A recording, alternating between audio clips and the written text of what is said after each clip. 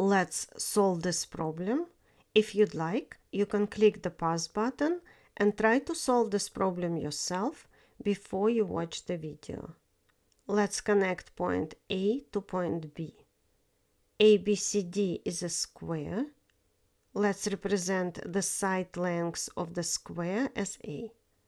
Let's represent the area of the triangle AOD as A1, the area of the triangle BOC as A2, the area of the triangle AOB as A3, and the area of the triangle DOC as A4. We need to prove that the sum of A1 and A2 is equal to the sum of A3 and A4. Let's draw the altitude H1 from point O to the side AD, and the altitude H2 from point O to the side BC. The area of a triangle is equal to 1/2 the product of its base and its altitude. The sum of A1 and A2 is equal to half of A times the sum of H1 and H2.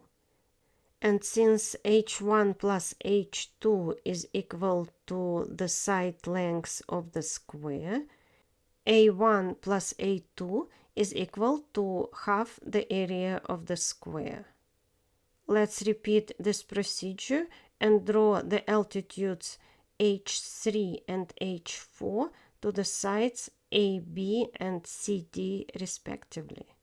We can see that the sum of A3 and A4 is also equal to half the area of the square. Therefore, the sum of A1 and A2 is equal to the sum of A3 and A4.